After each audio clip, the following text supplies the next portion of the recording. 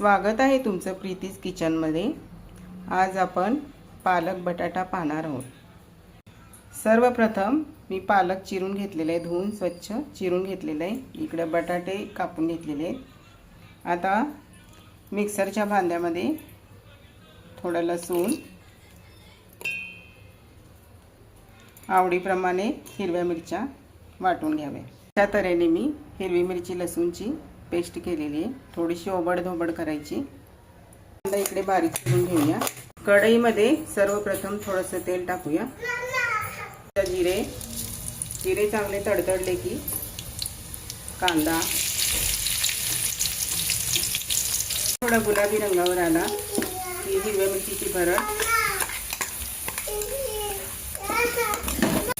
चांगले परतून घ्यावी। पाव चमचा हळद, चिरून घेतलेला पालक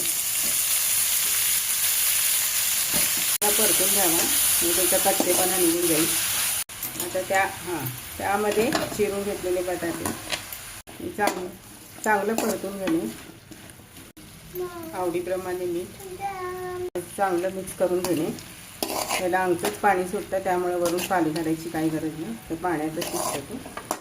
थोडंसं झाकण लावून ठेवायच्यावर 5 ते 7 मिनिटांनी झाकण काढून बघितलं, थोडंसं पाणी शिल्लक आहे।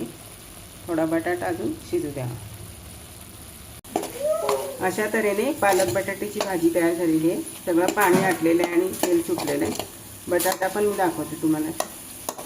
बटाटा पण ऑलमोस्ट शिजलेला आहे।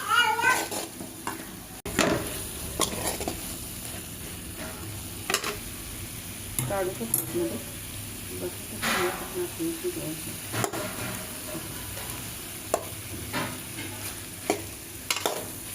आपली हिवाळा स्पेशल पालक बटाटा तयार आहे। हिवाळ्यामध्ये कसं पालक भरपूर प्रमाणात उपलब्ध असतो, त्यामुळे अशी भाजी तुम्ही ज्वारीच्या भाकरीसोबत चपातीसोबत खाऊ शकता। रेसिपी आवडल्यास लाईक, शेअर आणि सबस्क्राईब जरूर करावे।